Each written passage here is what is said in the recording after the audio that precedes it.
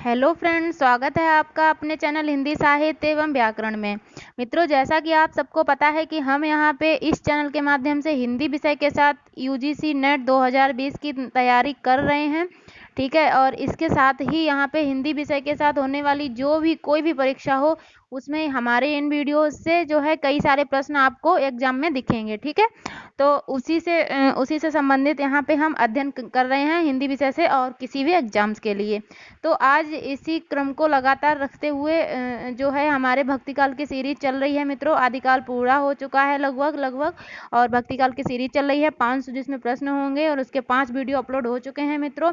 ठीक है, और उसके साथ ही साथ उपन्यास के हमने 3 वीडियो जो है डाले हुए हैं जिनमें उपन्यास से संबंधित बहुत ही महत्वपूर्ण टॉपिक हैं, विषय से संबंधित उसमें हमने अध्ययन किया हुआ है। और वहाँ से मित्रों हमको net JRF special net JRF में कई सारे प्रश्न का मतलब है 2 से 3 प्रश्न जरूर देखने को मिल जाते हैं। ठीक है, नेट के एग्जाम में, तो वहाँ पे आपको जो है वो जरूर देख लेने हैं वीडियो। वो 3 वीडियो हैं, उनका लिंक हमें अपने डिस्क्रिप्शन बॉक्स में दे देंगे।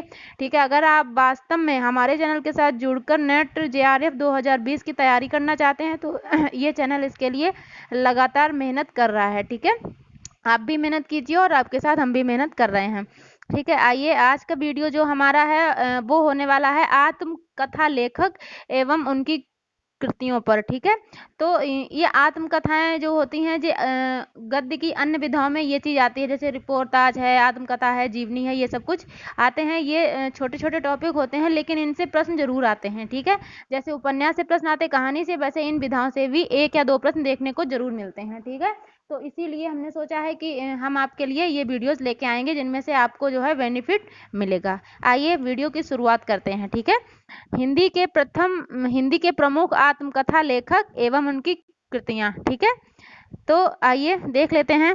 यहाँ पे एक तरफ लेखक रहेगा, आत्मकथा लेखक, एक तरफ उन्होंने क्या क्या क्या लिखा है वो। ठीक है, आइए देख लेते हैं। बनारसी दास जैन। ठीक है, बनारसी दास जैन ने लिखी है अर्ध कथानक। ठीक है, इसी अर्ध कथानक की बात कर रहे थे मित्रों, जब हमने आपको बताया था कि भक्ति काल में जो है ऐसी मतलब इसी अर्ध कथानक में ही मधुमालती और मृगावती और मधुमालती का वर्णन किया गया है, तो वो यही थी। ठीक है, ये आत्मकथा है, 1641 में प्रकाशित हुई है और हम इसे हिंदी की प्रथम आत्मकथा भी मानते हैं। ठीक है, भारतेंदु ने क्या है आत्मकथा, कुछ आप बीती कुछ जग बीती। ठीक है, श्याम सुंदर दास ने क्या लिखी है आत्मकथा, मेरी आत्म कहानी, कब लिखी है, 1941 में। ठीक है, हरिभाव उपाध्याय ने कौन सी लिखी है, साधना के पथ पर, क्या लिखी है मित्रों, साधना के पथ पर, 1946 ईस्वी में। ठीक है, आइए आगे देख लेते हैं।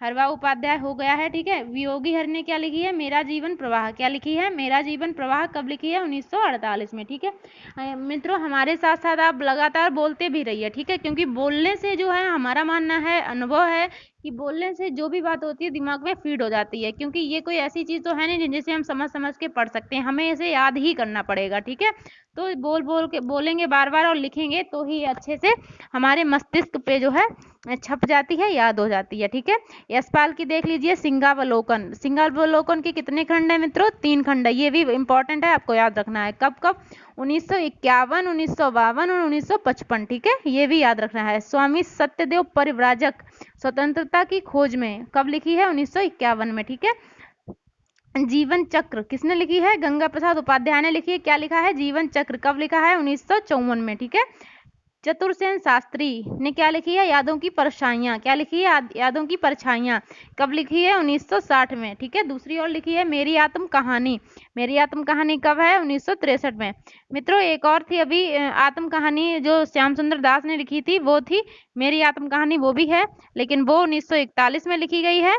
ठीक है, और इन्होंने कब लिखी है मेरी आत्म कहानी, चतुरसेन शास्त्री ने, ये लिखी है 1963 में। आपको याद रखना है, बिल्कुल भी जो है मिस्टेक नहीं करनी है। देवराज उपाध्याय क्या लिखी है, बचपन के वो दिन यौवन के द्वार पर। ठीक है, बचपन के वो दिन किसने लिखी है, देवराज उपाध्याय ने लिखी है। यौवन के द्वार पर किसने लिखी है मित्रों, तो देवराज उपाध्याय ने लिखी है। अपनी खबर देखिए आया हुआ है नेट में, हमने एग्जाम दिया था जब ये क्वेश्चन आया था, 1960 में लिखी हुई है और पांडे बेचन शर्मा उग्र ने ये लिखी हुई है। ठीक है, संतराम बीए इन्होंने क्या लिखे, मेरे जीवन के अनुभव, क्या है, 1963 में ये प्रकाशित हुई है। ठीक है, डॉक्टर भुवनेश्वर प्रसाद डॉक्टर भुवनेश्वर प्रसाद मिश्र क्या लिखी है? जीवन के 4 अध्याय। कब लिखी है? 1967 में। ठीक है, जीवन के 4 अध्याय 1967 में। हरिवंश राय बच्चन, हरिवंश राय बच्चन क्या भूलूं क्या याद करूं लिखी है 1969 में। नीड़ का निर्माण फिर लिखी है 1970 में। बसेरे से दूर लिखी है 1978 में। 10 द्वार से सोपान तक लिखी है 1985 में।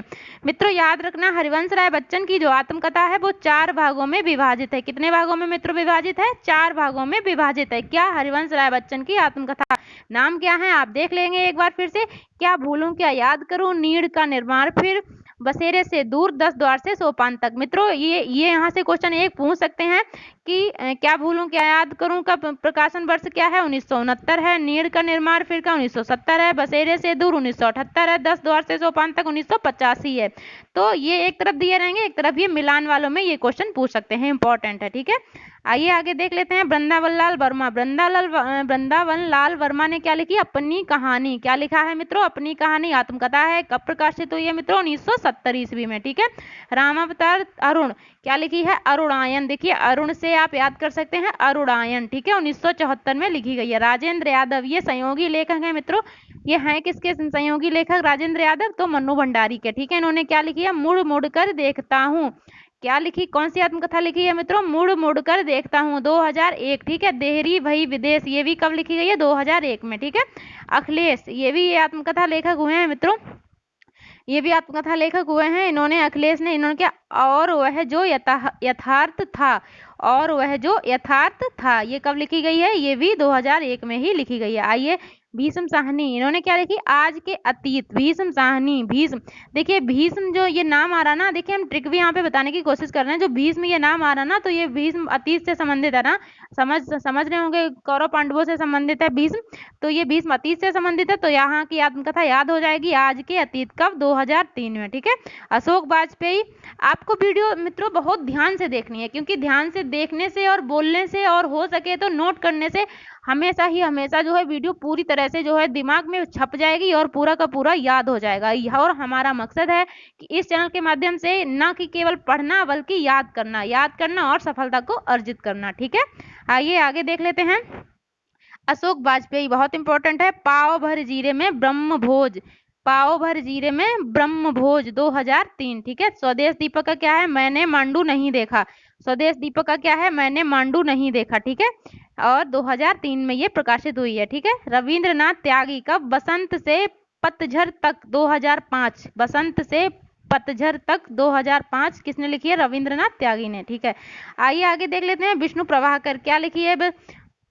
पंखहीन मुक्त गगन में पंछी उड़ गया। देखिए अलग अलग हैं, लेकिन देखिए एक ही जैसे लग रहे हैं, तो आपको बहुत आसान रहेंगे याद करने में। देखे पंखहीन, अब जो पंखहीन ही है, ठीक है, तो पंखहीन है तब भी मुक्त गगन में, मतलब गगन में, खुले हुए गगन में क्या हुआ? पंछी उड़ गया। ठीक है, एक स्टोरी की तरह इसे हम याद कर लेंगे। ठीक है, और 2004 में ये लिखी गई है। मिथिलेश्वर, मिथिलेश्वर ने क्या? पानी बीच मीन प्यासी। देखिए मित्रों, पानी बीच मीन प्यासी, मिथिलेश्वर कौन है मित्रों?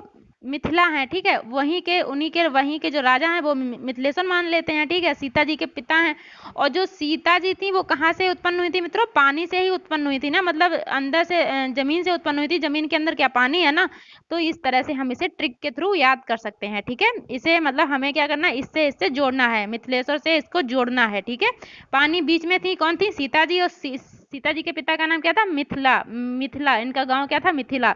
और इनके पिताजी का नाम क्या था? जनक थे। ठीक है, लेकिन उन्हें क्या कहते हैं? मिथिलेश्वर। ठीक है, श्री विष्णु चंद्र शर्मा। मित्रों ये ट्रिक बनाने का मतलब ये नहीं है कि हमें किसी से मतलब जो है संबंध रखना है, नहीं, हमें तो केवल अपना याद करना है। ठीक है, वो चाहे कुछ भी हो। ठीक है, कुछ भी हम समझ के याद कर सकते हैं। आइए देखते हैं।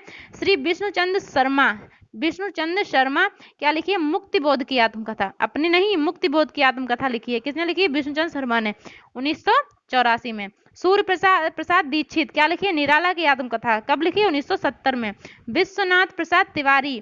मित्रों हम जल्दी पढ़ रहे हैं, जल्दी बोल रहे हैं, इसका मतलब ये नहीं है कि आप एकदम से देख लें, आपको मतलब बार बार वीडियो रोक के भी देख सकते हैं आप, इसे रोक के देख के और नोट कर लें। हमारा तो मानना है नोट जब भी हमने अपना अध्ययन किया है, पढ़ाई की है, ठीक है, तो क्या किया है, हमेशा नोट करते रहे हैं। नोट करने से और बार बार बोलने से जो है चीजें याद हो जाती हैं, ठीक है। विश्वनाथ प्रसाद तिवारी ने क्या लिखी, दिन रैन, कब लिखी, 2014 में। गोपीचंद नारंग, गोपीचंद नारंग ने क्या लिखी, सफर आसना, सफर आसना, कब लिखी है, ये भी 2014 में। एपीजे अब्दुल कलाम, देखिए इंपॉर्टेंट है मित्रों, एपीजे अब्दुल कलाम ने क्या लिखी, अग्नि की उड़ान टर्निंग पॉइंट्स, ठीक है, अग्नि की उड़ान टर्निंग पॉइंट्स, कब लिखी है, 2015 में। पदुमलाल पुन्नालाल बख्शी, ठीक है, इन्होंने क्या लिखी, मेरी अपनी कथा, कब लिखी, 1958 में। आपको याद करना है। आइए सेठ गोविंद दास, ये भी आई हुई है, ये क्वेश्चन हमें लग रहा आया है, शायद एलटी ग्रेड के एग्जाम में आया हुआ था, एलटी ग्रेड वाला जो एग्जाम हुआ था। चलिए देखते हैं सेठ गोविंद दास ने क्या लिखी है, आत्मनिरीक्षण। इसके भाग मित्रों, जिस भी आत्मकथा के भाग हैं उन भाग को आप जरूर याद करेंगे, क्योंकि मिलान में, कूट में वो क्वेश्चन पूछे ही जा सकते हैं, ठीक है। आत्मनिरीक्षण कब, 3 भाग, कितने, कब हुई है, 1958 में। आइए आगे देखते हैं, पांडे बेचन शर्मा उग्र, अपनी खबर, कब, 1960। चतुरसेन शास्त्री, मेरी आत्मकहानी, मित्रों दोबारा रिपीट हो रहा है, कोई बात नहीं, आपको अच्छे से याद हो जाएगा, ठीक है। उपेंद्र नाथ अश्क, ज्यादा अपनी कम पराई, ज्यादा अपनी कम पराई, और चेहरे अनेक, ठीक है। विष कीट, मित्रों विष कीट, विष कीट कब लिखी गई आत्मकथा, विष कीट लिखी गई है 1999 में, ठीक है।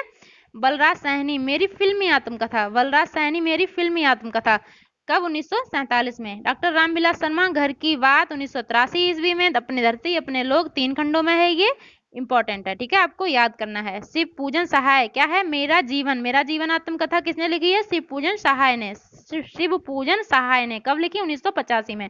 हंसराज रहवर, हंसराज रहवर क्या है, मेरे 7 जन्म, देखिए मित्रों कितना अच्छा है, हंसराज रहवर मेरे 7 जन्म, कितने खंडों में है, 3 खंडों में, ठीक है। कन्हैयालाल मिश्र प्रभाकर, तपती पगडंडियों पर यात्रा, कब, 1989 में, ठीक है। फणीश्वर नाथ रेणु ने कौन सी आत्मकथा लिखी है, आत्म परिचय, कब, 1988 में। आइए आगे देख लेते हैं, अमृतलाल नागर क्या लिखी है, टुकड़े टुकड़े दास्तान, कब लिखी है, 1986 में। डॉक्टर नगेंद्र क्या लिखी है, अर्ध कथा, अर्ध कथा, कब लिखी है, 1988 में। किसने लिखी है, डॉक्टर नगेंद्र ने।